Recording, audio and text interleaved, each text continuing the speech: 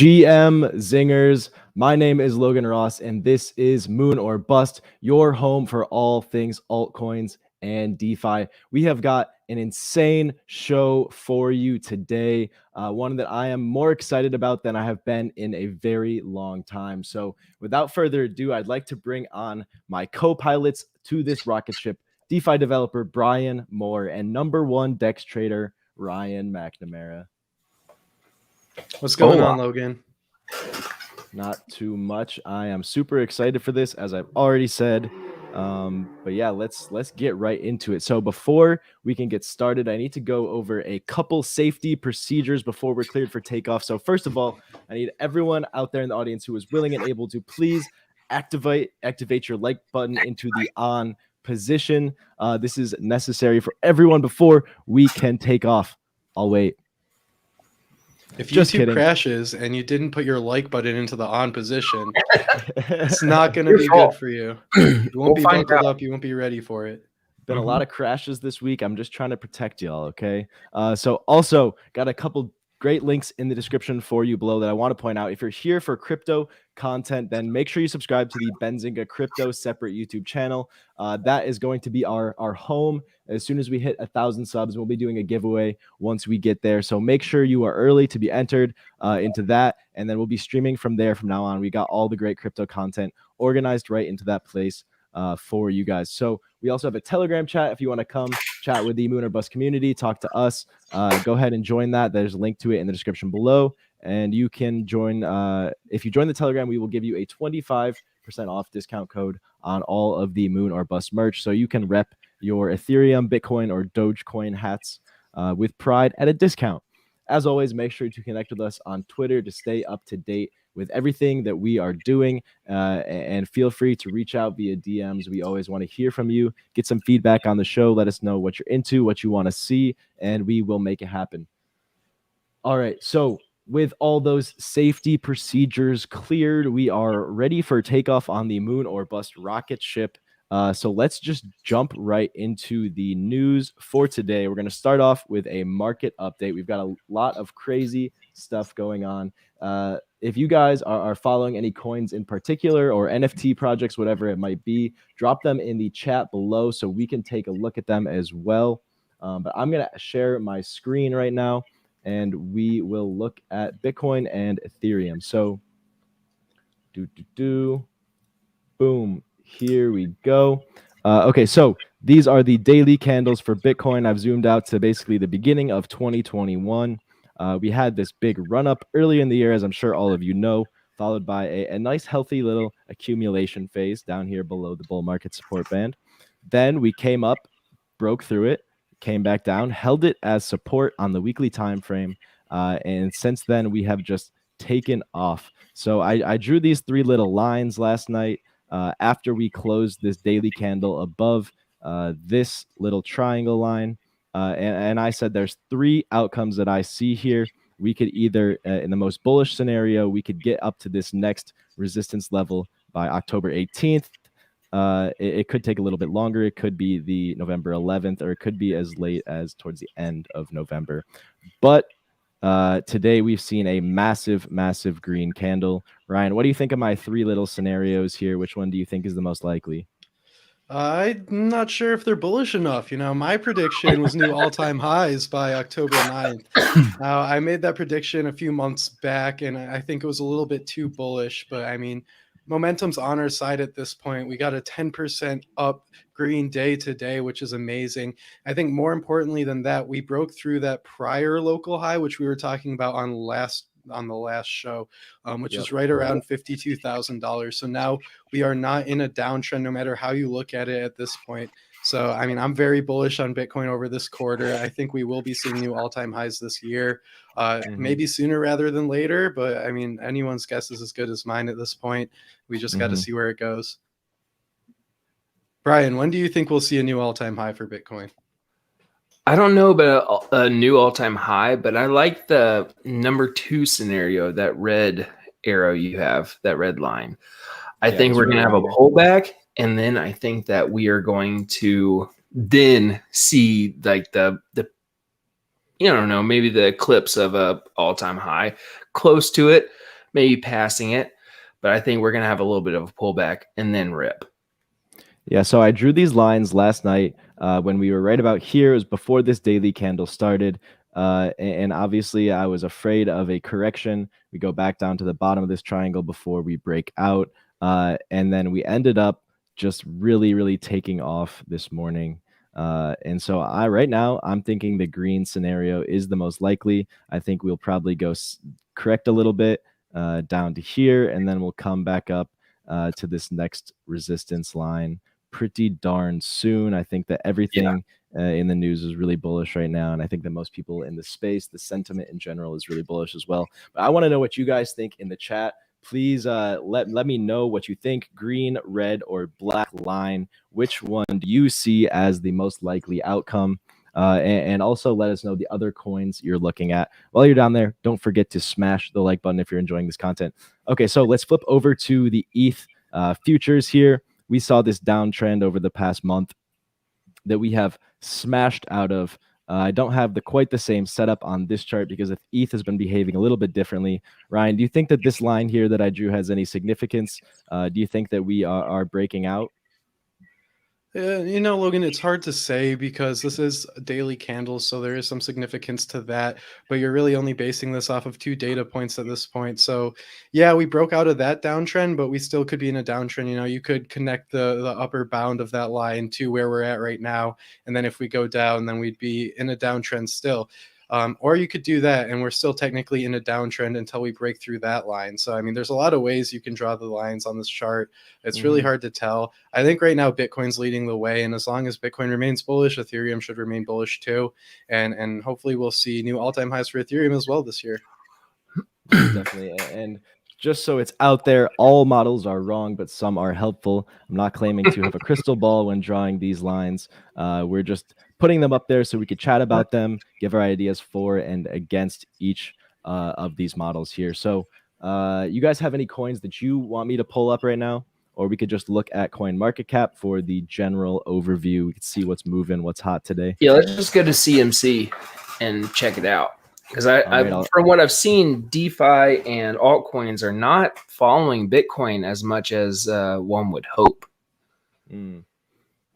All right. Well, we will see about that. Hey ho. Okay. So 24 hours are cool, but I want you guys to focus on these 7-day returns. These are pretty crazy. We got someone asking about ADA. Daniel's asking about ADA in the chat.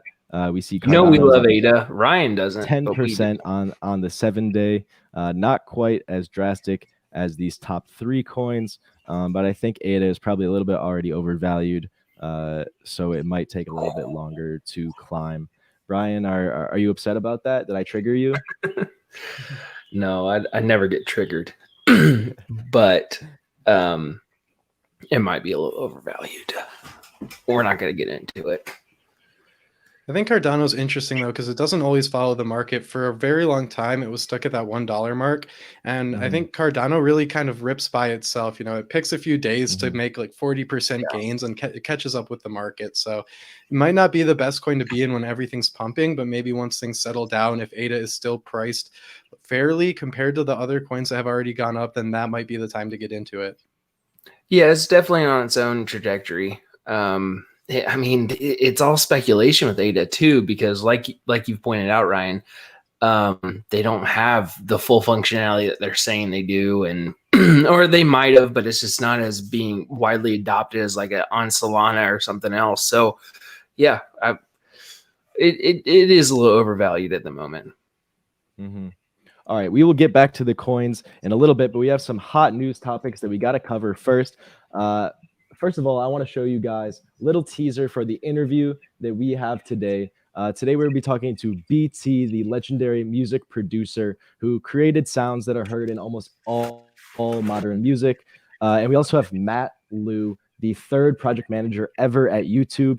He joined literally just 5 months after YouTube launched. So this dude's an OG, and now he's working for Origin Protocol, which is an NFT platform that BT collaborated with to make this new album. So his new album is called Metaversal, and guess what? You can't listen to it on streaming services. The only way that you can experience this album is through a decentralized application, a blockchain-based application. And so this is an article that I wrote here on it the other day. And I said, Metaversal will blur the line between music, computer science, and cryptography with surgical precision to create a novel artistic experience. I won't. There's a lot of NFTs involved. There are sonic puzzles hidden to be decoded within the album, and the people to solve these puzzles first will win NFTs. So the album is not only a musical experience; it's like a treasure hunt NFT blockchain experience. I will let BT do the rest of the talking because he can explain it a lot better than I can. But next up, we have Brian telling us about a bill proposed to safe harbor crypto startups. Brian, you want to talk to us about that? Yeah, so there's a new bill proposed to safe harbor crypto startups. They are trying to create more clarity within ICOs and have it's called the Digital Token Act of 2021.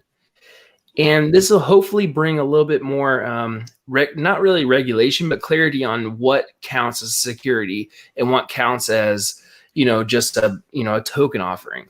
So they're kind of proposing to have a 5-year span on if it's viable or not. And after that 5 years, it can be classified as security or not.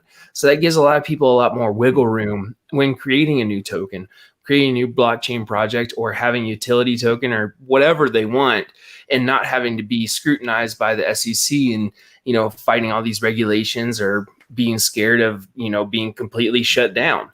So it's so Brian, let me is this a nationwide bill? Is this a local bill? Is like a special economic zone?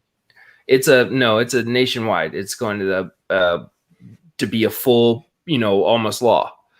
Federal law. Okay. It's just a proposed bill right now.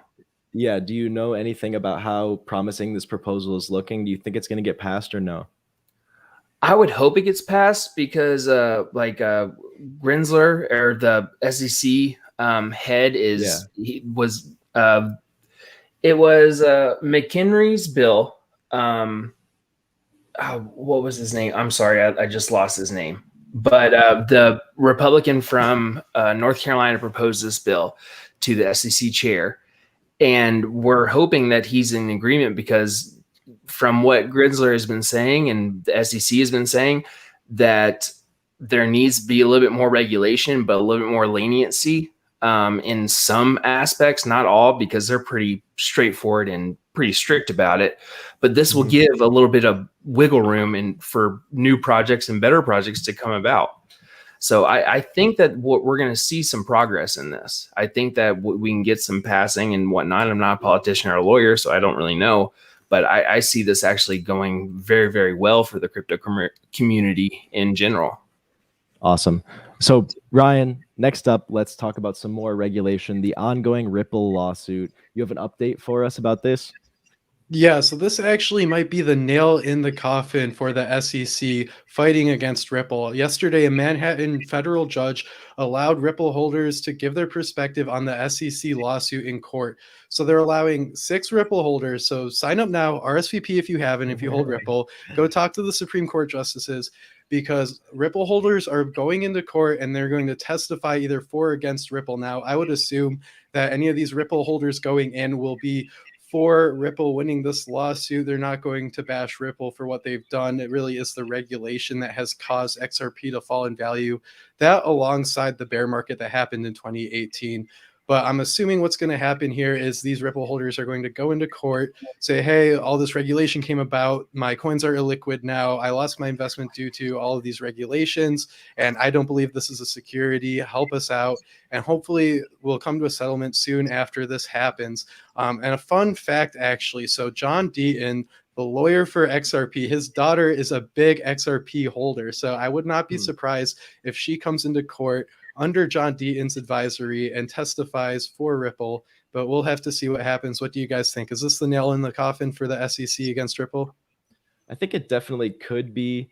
especially if there's a lot of investors out there who are making that case that you presented, that their investment is now illiquid because of this witch hunt, that, if you want to call it that the SEC is on against Ripple. But this should be a landmark case for crypto in general, and I think we'll see a lot of precedent established here. So either way it goes, it's definitely something to keep your eye on for sure for the crypto market in general, whether you're a Ripple holder or not. Brian, you got anything to add? No, I agree. It kind of goes back to the new bill proposed. I mean, we can finally see some little bit of wiggle room, and it's not so strict and, boot on the head of all these projects to actually get some clarity and actually make investments and not have to worry about anything. I hopefully it does put the nail in the coffin for them. Mm-hmm. Yeah, it's going to be interesting to see what this applies to moving forward, though. I think it'll apply to certain cryptocurrencies that are used for payments, maybe like XLM and some other cryptos. But will it apply to like ERC20 tokens that are used in DeFi projects? Will the SEC still be going after Uniswap, or will they go after SushiSwap, or maybe even Aave for these decentralized financial products that they're making? Because I think that's a lot different than XRP. XRP had their initial token launch, and it was unregistered as a security. Which I don't think they're a security. Hopefully they'll come to a settlement, but that might not be the case for all cryptocurrencies. So, I mean, that will be interesting to see going forward. I just want some clarity on what a security is and what it's not when it comes to crypto. They just need to, just make it happen. Let us know. Exactly. There's so many nuances. It's so hard to tell at this point. I mean, that's just what comes with innovation, I think. Yeah. Very true. Yeah. Hopefully they won't go too far on the regulation and stifle the potential innovation that could happen here in the United States. If you guys are just tuning in, this is Moon or Bust, Benzinga's crypto show, your home for all things altcoins and DeFi. If you're new around here, what's up? Welcome to the show. Make sure to subscribe to the channel, drop a like, and connect with us on Twitter. But this is the moment you've all been waiting for. We have BT and we have Matt backstage, and today we will be talking about Metaversal, BT's new crazy blockchain experience album. So without further ado, I'm going to bring them both on. Welcome to Moon or Bust, guys. How are you doing? Hey, everyone. Hey, guys. Great to see everybody. Yeah, great to have you both. Great to have you both on. BT, I know we chatted about the album a couple of weeks ago, and I can't wait to hear how it's going. So first of all, I just want to wish you happy belated birthday. I want to know, how was the party? It was like quarantine style party. I'm not sure we had a very big party, but after this project, like just getting to rest and actually catch up on a few white papers I've wanted to read was like the best birthday party I've had in years. It's a true story. So it was great. Thanks for the birthday wishes. Appreciate it, man. Reading white papers, that sounds like my kind of birthday party. Let me ask you, which ones did you read? Actually, I was catching up on, there's some really cool things that I have a couple friends working on in the music space right now. One of which is basically like a wallet communication protocol that's very interesting. So some of them are not public white papers, but quite literally have a stack of things that I just caught up on. It was like the greatest day ever. So thanks for asking. Awesome. And Matt, I'm super excited to talk to you as well. For those out there who don't know, Matt was the third PM ever at YouTube. He joined YouTube just 5 months after it was released. He's going to have a ton of awesome insights for us. Now he's the co-founder of Origin Protocol, the NFT platform that helped BT make this project possible. But let's start with the album, with Metaversal. So for anyone who is not familiar with you, BT, could you tell us a little bit about your career as an artist, and how you ended up getting to the point of releasing a project on the level of Metaversal?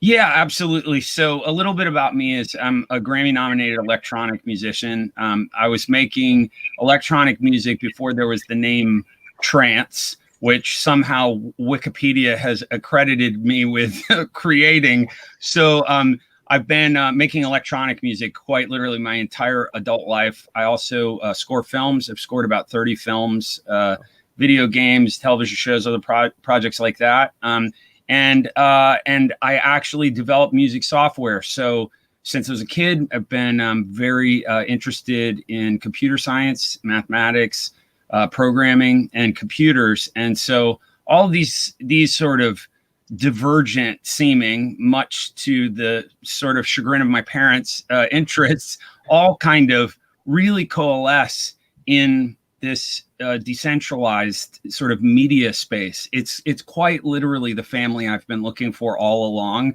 So it's a really natural fit for me to be something to gravitate towards. And I actually, and we have someone in common, Matt and I do. I have Blau to thank for that. He's someone that really turned my head to this and said, hey, you know, you're an innovator in the music space. You should be paying attention to this because it's going to be a big deal for musicians, which I did. I took his advice. And so, yeah, I mean, so I guess about this album project, I wanted to make something outside of the current legacy norms of how we think of albums. And so Metaversal is actually a 200,000 line of code programmatic blockchain project that lives on the permaweb. It will be there. I can talk super nerdy to you guys. I know it will be there with nodal redundancy until the end of the internet, which is like crazy from a creator's perspective to think about. It's the first album that sort of iterates differently depending on where you are in the world and the time zone. So the album plays back differently during the daytime as a completely different state change at nighttime. And then it tracks the lunar cycle as well. The whole project was sort of mixed media thing. This programmatic blockchain engine, which was auctioned off, is now owned by 888. I'm so thrilled to be collected by him. Like, think the world of him and what he's done for the art and music space. And then we also made sculptures. I made sculptures out of the audio waveforms of the songs. And there's a lot of other cool stuff, but that's a little bit about me and about the project. Awesome. So maybe you could speak to this, maybe Matt could speak to this, but let's talk about the NFT treasure hunt that goes on with inside this project. You want me to take this, Matt? I can. You should definitely take this. Okay. This is your art, so okay. You should explain all the nuances and all the interesting ciphers and things like that. Amazing. Thank you, man. I have to say too, it's a nice moment for me to take a pause for a second and say how thrilling of an experience it's been working with Origin Protocol. Not blowing smoke. I think that what these guys have developed and what it means for other creators is not to be understated. The ability for people to make a store to buy these limited kind of digital assets and the creator tools they've made are really exciting. Everybody should get really excited about that. And if you're not investigating it and you're an artist, you should be. And when I say artist, I also mean musician. So, yeah, a little bit about the treasure hunt. So something that has enraptured me quite literally since I was a child. I did an interview the other day and I realized the moment it really clicked for me was when I was 8 years old. This is the Washington Conservatory of Music. My theory teacher was playing me Bach fugues. We were doing counterpoint lessons. And he said to me, right there is Bach's name in the fugue. And it completely blew my mind. It was like a street artist tagging, graffitiing his own work. And then from there, I started to discover this in the works of other great composers, Shostakovich, visual artists, obviously, you know, people like Leonardo da Vinci and Van Gogh even, right? And I just became fascinated with this idea of hiding these interesting Easter eggs in my music. So quite literally since my first album, Ema, which is in the mid-90s, I've been hiding stuff in my music. And my fans have been finding it over years and years and years. Some they found, some they haven't found.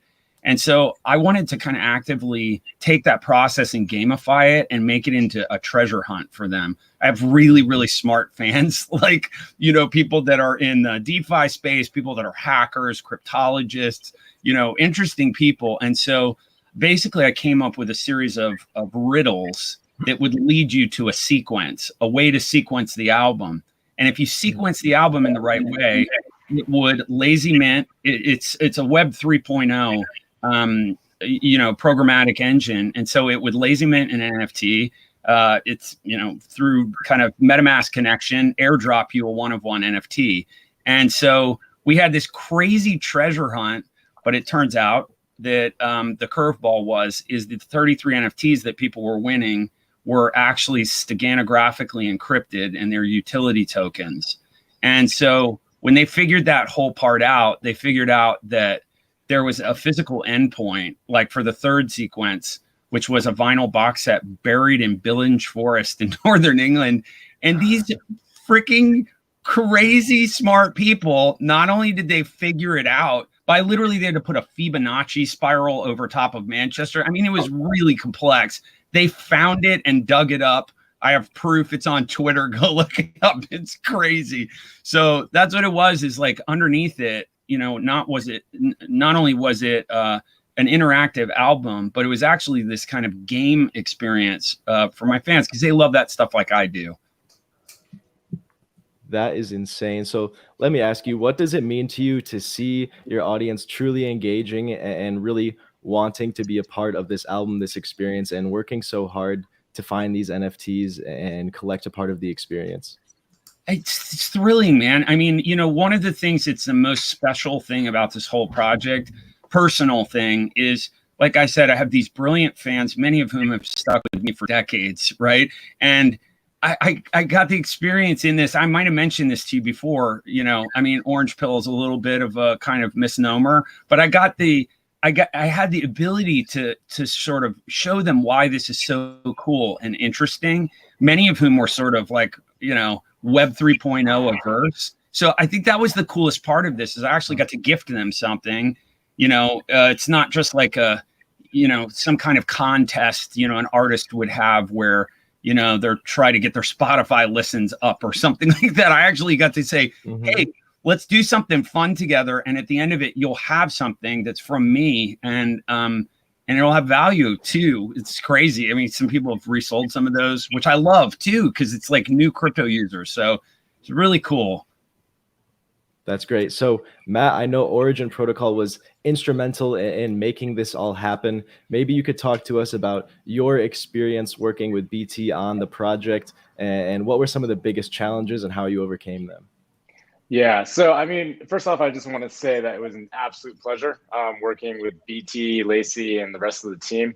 From our standpoint, we've always seen ourselves as a technology platform, and we want to enable creators to express themselves in the most authentic ways possible. And that's why we wanted to build these storefronts where they can sell their NFTs, right?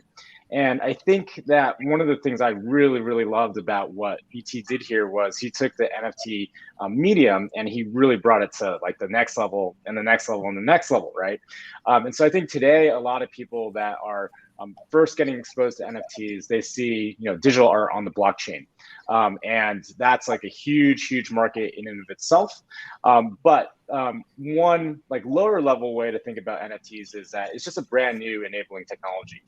Just like HTML was an enabling technology in the first .com boom.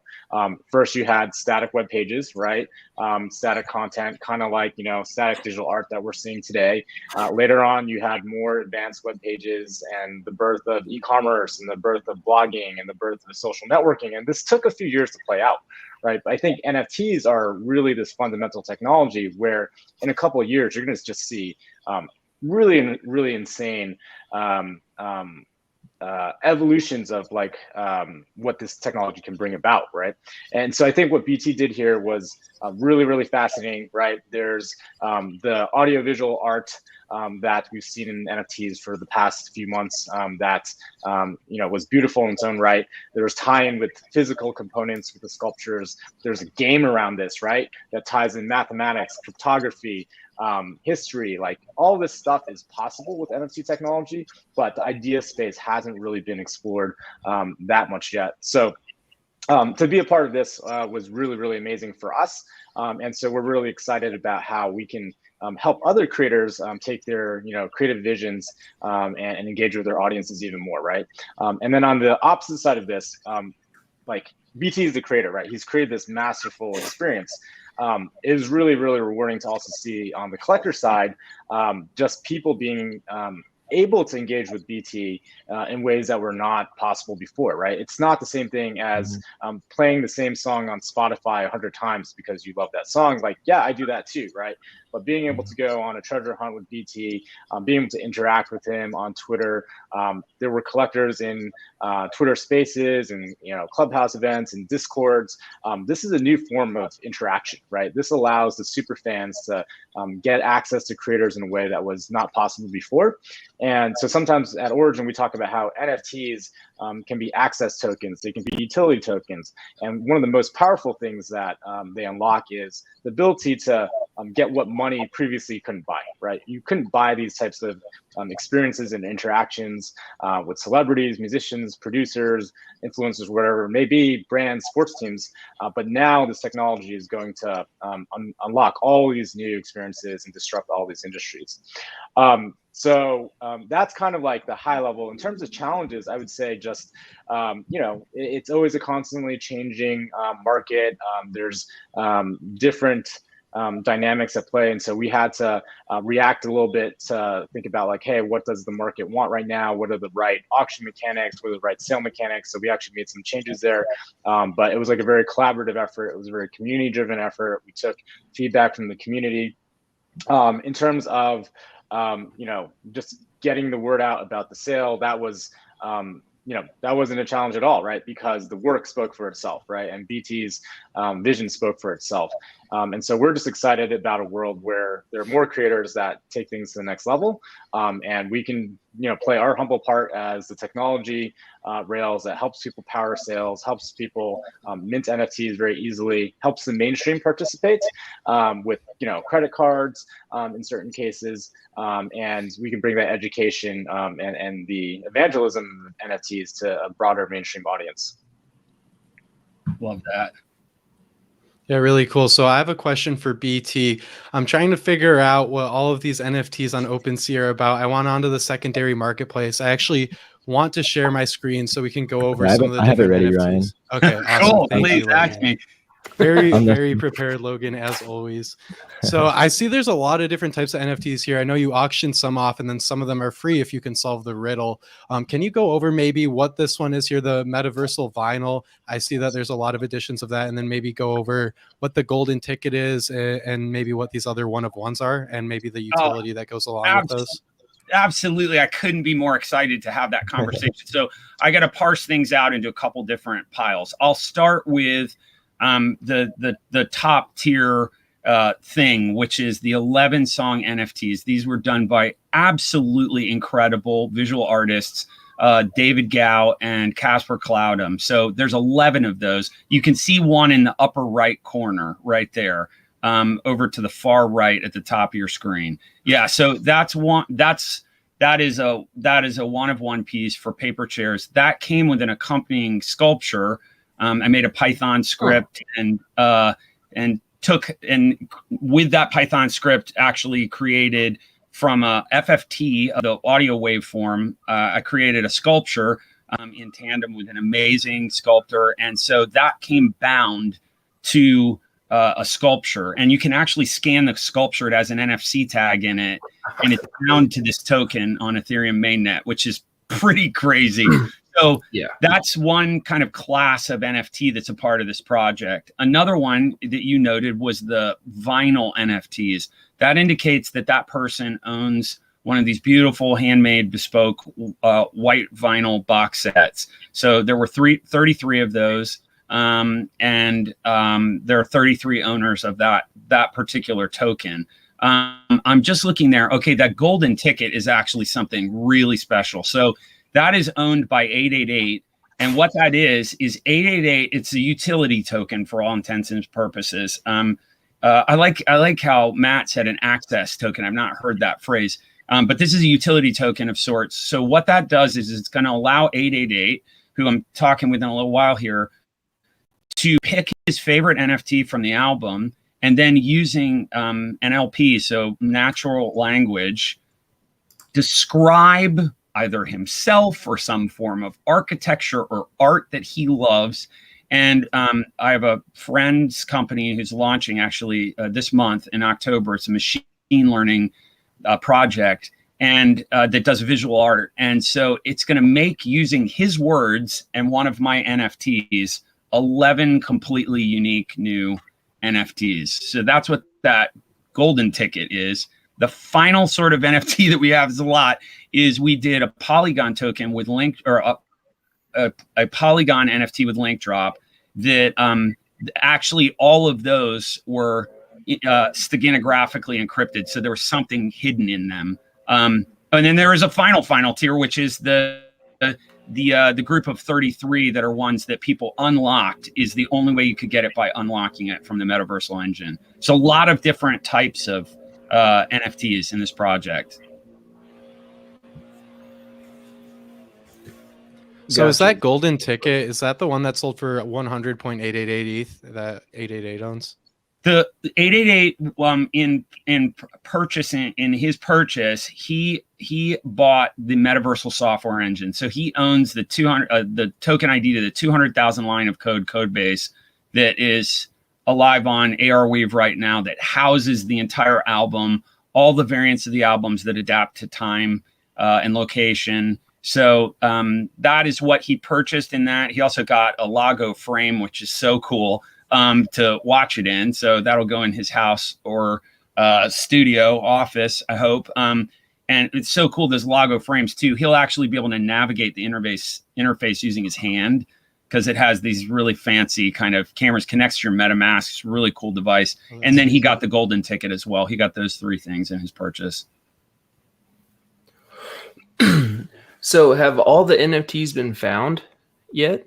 They have, yeah. All 33 of the rare one-of-ones have all been found, and the utility of most of them has been unlocked. So they serve basically as a ticket, and they're for the sequence 1 and sequence 2. It's 3 sequences of 11. You can think of it that way. So sequence 1 and sequence 2, people we helped and hinted when people were stuck, but they didn't need a lot, honestly. It's so smart through these 2 sequences. But the actual NFT, you can try this.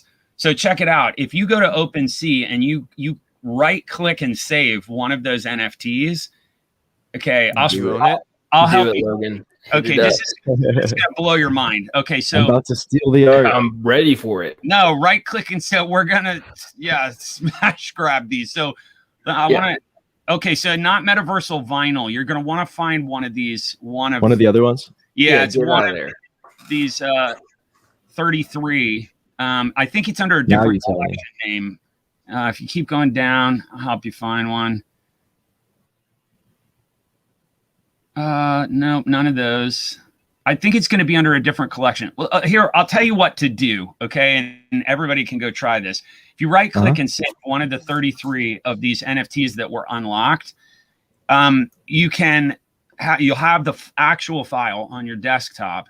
If you go to something called Beautify Converter, which is a steg tool, steganographic encryption tool, and you drop the NFT into that website, you'll find that it's encrypted with something. And that's as much as I'm going to tell you, because everyone worked really hard to get to that point. But the file is actually physically encrypted with something. And if you're, you have the time and you want to nerd around a little bit, you'll figure out what it is. But only the people that have those, isn't that rad? So yeah, that's really only the people that it acts like a ticket, only the people that have it will get to have this IRL experience. One of which was finding the vinyl in the forest in England. The other 2 are actually in person with me and with Lacey, my wife. So, but only the people that have those will get that. Do you know how long it took for everyone, once you started to now that they've all been found? How long did it take to find them all? Oh, you guys, it's hard to imagine how hard the Discord rage event was. It was we were on there with people literally for 10, 11 hours that first day. And they made it through that first sequence in probably, I'd say, about 18 hours. They made it through the first one. These riddles are really hard to give an example of the complexity. One of the things is and I don't want to tell you too much because I still want people that didn't do the contest the treasure hunt to like find some of these things. There's something that's featured really heavily in a lot of my music. I'm obsessed with the golden mean and the Fibonacci sequence. And so there's, you can type 11 digits of something into this project, and it actually unlocks an audio Easter egg. And so you hear this thing and you're like, oh my God, what is that? Like, it's a wild thing when you first do this. Well, it turns out that you have to be with the dev tools, like your console open, scrubbing the page, and it actually gives you an encrypted hint in console, and that leads you to the next place. Oh yeah. They It's solved yeah. thing after thing like that to get to these final sequences. It was freaking hard. I don't know how they did it as fast as they did. Oh, yeah, that's crazy. It's like, if you ever done Hack the Box or something like that, where Yeah. I've spent many hours, many frustrating hours doing stuff like that. So I love it. Nice. I mean, it's funny, you know, after all these years of getting to, you know, be blessed and lucky enough to make music, I've really gotten to know, you know, a good handful of my like super diehard fans. I know the kind of things that they're into. And so like the community at large just had so much fun with this. It was like thousands and thousands of people participated in this. And it's just a lot. I had as much fun as they did, maybe more. It was awesome. That is awesome. I want to ask Matt one question on that. What was it like having you know, one of the top tier NFTs reach to that level for Origin Protocol as itself? You know, for us, it's like whenever we work with top creators like BT, we just really want to make sure that they're the focal point, right? And their art and music comes to the forefront. Again, we're very happy to kind of be like behind the scenes with their technology, also being very supportive, you know, for certain artists with marketing to our crypto audience, to spreading the word about the NFT offerings. And so it was just like a pleasure to see everything, right? Like, we like working on cool technology. We like working with like the very best creators. Although I should mention that throughout this process, what we've learned is that like there's just this huge groundswell demand for, you know, up and coming creators to be able to use our technology to power their sales as well. And so we have our sights now set forth on not only working with amazing creators like BT and Blau and Paris Hilton, but also opening up the floodgates a little bit, right? Letting the 15-year-old digital artist from Kenya like be able to launch his or her NFT sale in a couple months' time, right? And also adding in functionality to make it easier for people to get started.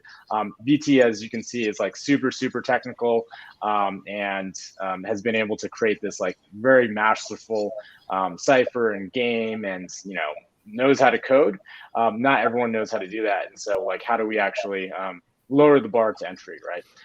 But yeah, again, it was just like really cool to work on this project and on the previous projects that we've been fortunate to be a part of as well, working with like Inspiration 4 and SpaceX, working with, you know, top influencers like Jake Paul. These are all just things that I never really would have thought were going to be in our wheelhouse even like a year ago.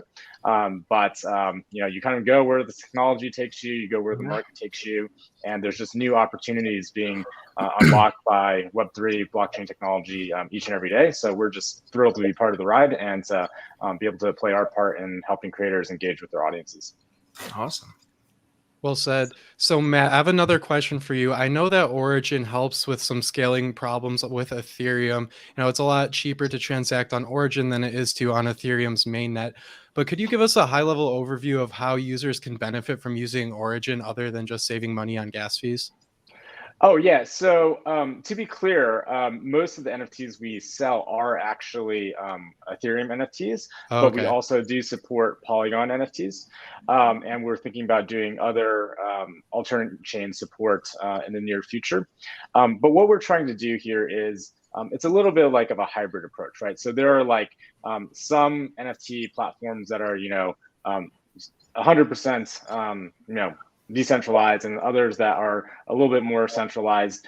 We're somewhere in between, with the goal of you got to start somewhere in the middle and get to full decentralization over time, because a lot of the people participating right now, yeah, they're familiar with Web3, but the larger pie of people that aren't yet familiar with NFTs, they are not yet familiar with MetaMask or paying gas to mint their own NFTs, et cetera, right? And so what we've tried to do is maintain as much of the core principles as they relate to NFTs, right? And being decentralized, tracking provenance, allowing for creators to really showcase that these are their creations, while trying to simplify some of the surrounding user experiences for buyers. So if you're very experienced, right, you can come to our platform, connect your Web3 wallet, interact like you would with many other platforms. If you're not experienced at all, you can come to our platform, do a traditional Web2 login, email, password, or Facebook or Twitter. And I know in general, like this audience is like, oh, like that's the past, and I agree. But we have to kind of build that bridge in between. And you can buy NFTs with credit cards, up to a certain amount, obviously. And so the idea here is we can take some of these mainstream fans of, let's say, BT or other artists that want to get involved but aren't yet familiar, and we can help bridge that gap. So people can get involved. They can purchase their first NFT without having to pay gas, without having to use MetaMask, without having to acquire crypto either on Uniswap or Coinbase or whatever. And once I get that very first NFT, then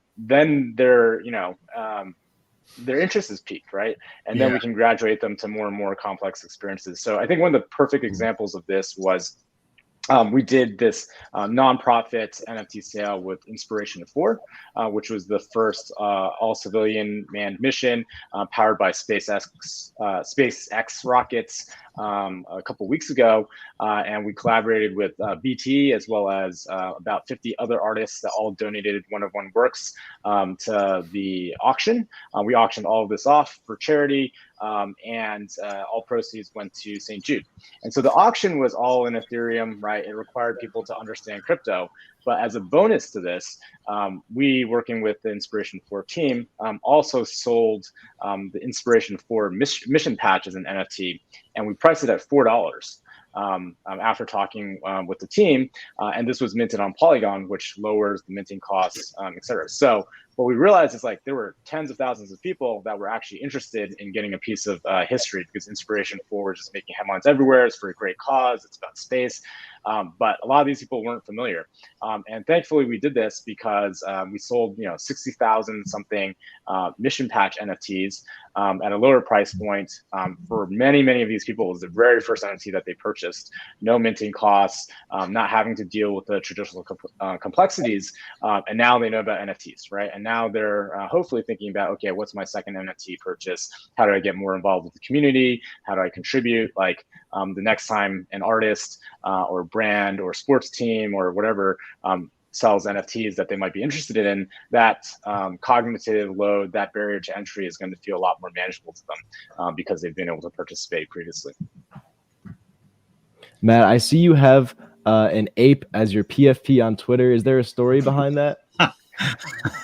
Just being a member of the community, right? So yeah, like proud member of the Bored Ape community, proud member of the crypto punk community. Although I have to be the first one to admit that I didn't jump on as early as I should have. I was literally at a dinner with other crypto guys where one of my friends was like, "Oh, I just minted like 40 of these apes," right? And I was like, "Okay, cool, I'll take a look at it a little bit later," right?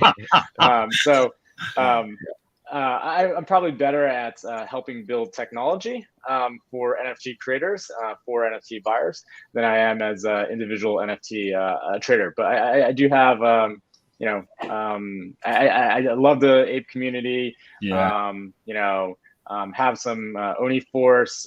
Excited about maybe getting a Metaverse in the next couple days. That community is going crazy right now, and so it's just really cool to see all these different people that are all excited about pushing forward technology, art, music, use cases, and there's just like this amazing energy. So yeah, the ape is just like my nod to the community and showing that I believe in what we're doing and love to be part of it.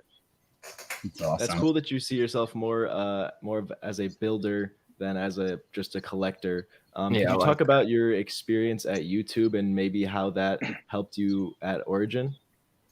Yeah, absolutely. So I was very fortunate to be one of the earliest product managers at YouTube, and saw how that company completely transformed media and entertainment, and I would say created the original creator economy, right? Even before things like Instagram or Twitter, YouTube was the one that really shocked the world, right? That's where like Justin Bieber came from, right? And so I saw the power of taking something that was formerly like very close knit to like very privileged people to a certain extent, and blasted wide open, right? So democratizing the power to create video, to distribute video, to build your audiences. Young people that had no prior entertainment experience could participate. People that had unique talents were all of a sudden showcased and being discovered. And so that actually, always stuck with me as like, hey, like, technology, when used in the right way, can just unlock new paradigms, create opportunities, empower people to do new things, and also like from an economic standpoint, give people new careers, allow people to build livings about what they're passionate about, right? And so that's always really stuck with me. Was really blessed to be part of that. And now at Origin, we think, very similarly, right? So there's been many waves that have disrupted all these different industries. Today, I think we're at a really, really, really exciting time where this NFT technology, if harnessed in the right way, if explored in the right way, can allow creators to connect with their audiences in like such direct and emotional and powerful ways that it truly can change the game, right? So sorry for this monologue, but I see like use cases where NFTs can disrupt companies like Patreon, right, where there are already super fans are willing to pay subscription services for access to content or like one-on-one Zoom calls. Now imagine a case where you have an NFT and that unlocks the same privilege, right? That's your ticket, right? Where the creator's like, oh, you have these small number of people have these NFTs. Now you're invited to a private party at my house, or every year I give you a form of fan appreciation and like merchandise or a shout out on Twitter or whatever, right? That's like really, really cool. And I also think that NFTs have a very strong possibility of disrupting limited edition merchandise, right? So companies like StockX, that are currently dealing with limited edition high-end premium sneakers, this is an opportunity where the NFTs can be that digital representation, create more liquid markets, allow for more secondary trades, and that's better for price discovery, that's better for any types of secondary fees for the original creators. Super, super interesting. And then another category is gaming. I think we're already seeing that with like all the play to earn stuff with Axie Infinity, but I think NFTs are going to absolutely obliterate the current landscape of where digital items are in these like walled gardens, right? I think NFTs are going to make it so that gaming items can be interoperable between games.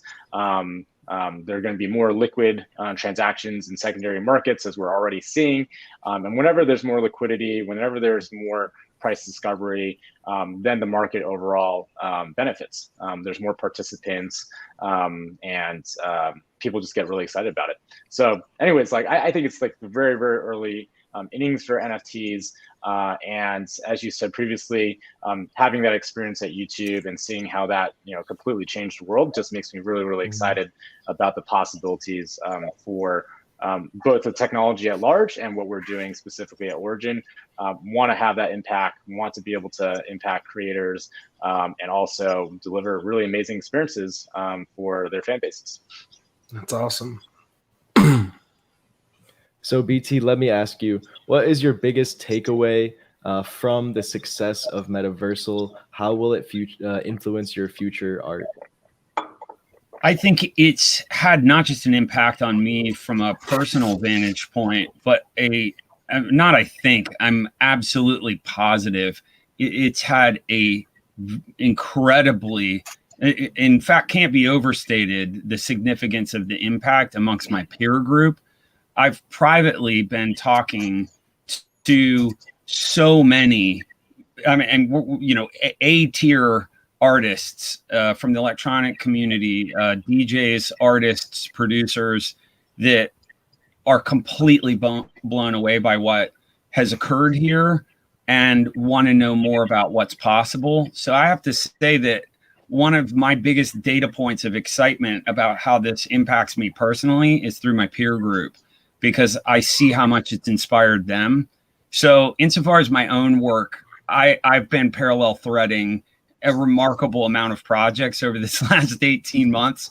Again, the kind of software development perspective that I have, because I actually do make music software. I've been lucky enough to be able to have the infrastructure to parallel thread some really interesting projects over this time period. And excitingly too, over the course of Genesis.json and Metaversal, I really sort of in a way amassed an in-house code repository of things that can be, you know, really well annotated frameworks and things that can be repurposed in very creative new ways. So some of my nerdy programmer friends are like, dude, you made a protocol. And I'm like, it's like a personal protocol. But yeah, I guess insofar as how it's going to affect my work moving forward is I really feel this, like I'm holding this object that I need to hold up to inspire more people outside of my immediate peer group in the electronic music community and say, hey, we've blazed a new path here that all you guys need to come down in your own way, right? So, and guys and gals, I mean, there's so much room here. You know, I love what Matt was saying about how early we are in an emergent space. Also, too, something that you said, Matt, that I loved, and I've heard it referred to as Web 2.5, is building this on-ramp for legacy communities and for the kind of Web 2.0 world and infrastructure into decentralization and Web 3.0. So I just feel this tremendous sense of responsibility about leading through example amongst my peers and showing what's possible in this space. And, you know, making cool stuff that makes the world look prettier and sound better. So I'm just going to be doing a lot more of that. So. Awesome. We will keep our eyes out for it. We'd love to have you back on again in the future. We're running out of time. Well, I have a quick follow-up for Matt. BT, real quick. Is that a real CRT, and how many keyboards do you actually own? You want to see it? Hang on. Wait, stand by. Yes, I do. I don't care about time. It's powering up. Yeah. I got to go the other way. Yes, it is a real CRT. That instrument is before Logan and Ryan, by the way. They have no idea what this is. Check it out. It's booting up. For those that know, this is a variant of DOS, Dirty Operating System, and it's running on a machine called a Fairlight CMI version 3. That actual instrument was used on the, look at that, hackery. I don't know if you can see my logo on there. Yeah. That shouldn't be there. So this actual instrument itself was used on the original Tron. So when I got the keyboard, I've wanted one of these my whole life, literally my entire life. I found one in Australia, and the actual monitor, that CRT, was Stuart Copeland's from The Police, and my monitor was broken in transit. And I messaged Stuart, who played drums on a couple records ago for me, and I said, I got a Fairlight. I've wanted one my whole life. I've been electrolytic recapping it, refurbishing it to the metal, right? And I said, my monitor got broken. That's like unicorn tears. You won't find one of these. And Stuart didn't respond to my email, and we're like friends and stuff. And so I was like, oh man, he must be busy or on tour or something. 2 weeks later, that showed up in a box. So that, it's like the keyboard was used on Tron, and that monitor went on tour with the The police. plot just thickens. Every word you said, I was not expecting. It's crazy. So yes, it's a CRT. Sorry for the loquacious answer. You made it much better. Yeah. So yeah, this was super fun. You guys just I enjoyed the conversation you guys were having when we came in, and I just, as my last words, I want to say thank you again to Matt and the Origin Protocol team. It was so incredible working with them. They were so supportive of our vision, and it's just an incredible both community of people that have created that protocol and people that are releasing media on that protocol. I'm so excited to hear that this is going to be extended to newer artists as well too. So, and yeah, I love this. I've had so much fun talking to you guys. So invite me back anytime. I'll come for sure. Oh, absolutely. Yeah. I'm in. Take you up you on got that. the nerdy side 100%. Right here. Yeah. Okay, good deal. I love it. You guys on Twitter. You guys are both awesome. Thank you so much for coming in, joining us today, sharing some knowledge. To anyone who's new out there, welcome to Benzinga. Welcome to Moon or Bust. We appreciate any subscribes and likes you can give us. That has been our show for today. I'd like to leave you all with a WAGMI. We're all going to make it. Have a good rest of your day. That's right. One of my faves. Thank you.